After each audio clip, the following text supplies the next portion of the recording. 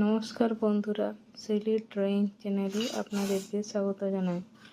তো বন্ধুরা, ভিডিওটি প্রথম থেকে শেষ পর্যন্ত দেখতে থাকুন। তো দৃশ্যটি আঁকার জন্য মাঝ বরাবর একটি সরলরেখা টেনে নিলাম। এরপর বাম সাইডে একটি ঘর এঁকে নেব।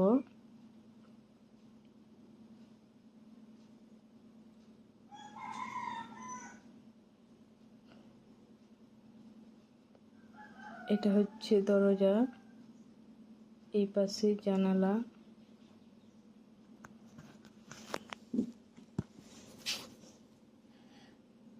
এরপর পাশাপাশি দুটো পাহাড় এঁকে নেব।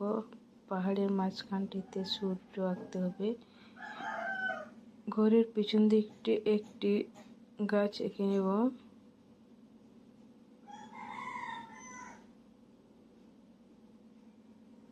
এরপর ডান সাইডেও একটি ছোট্ট ঘর এঁকে নেব।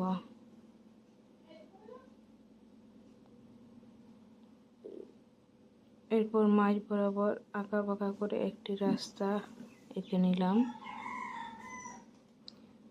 ঘরের পাশে কিছু ঘাস এইভাবে আঁকতে হবে।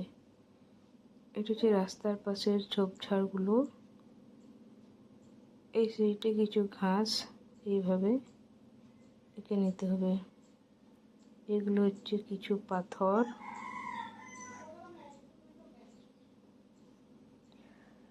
এখান থেকে কিছু ঘাস আঁকতে হবে।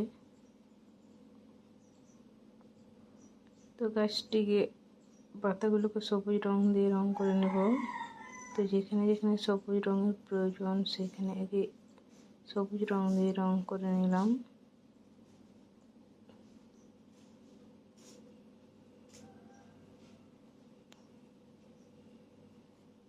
এরপর গাছের নিচের অংশটিকে বাদামি রং দিয়ে রং করতে হবে। পাথরগুলোকে বাদামি রং দিয়ে রং করে নিলাম। এরপর ঘরটিকে হালকা গোলাপি রং দিয়ে রং করে নেব। নিচের অংশটিকে কমলা রং দিয়ে রং করে নিলাম। জানালা দরজাগুলোকে ব্লু রং দিয়ে রং করে নিলাম। অপর পাশের ঘরটিকেও কমলা রং দিয়ে রং করে নিলাম।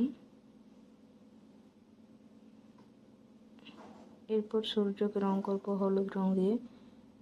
এটা হচ্ছে সূর্য রশ্মি। এরপর রাস্তার দুপাশে বাদামি রং দিয়ে এইভাবে রং করে নেব।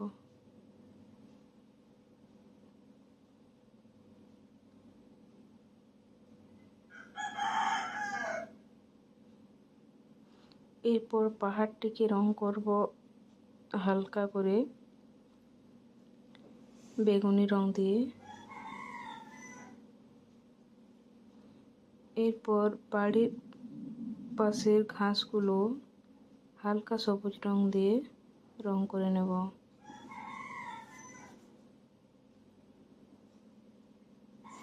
এরপর রাস্তার পাশের ঘাসগুলো একটু ঘন করে রং করে নেব।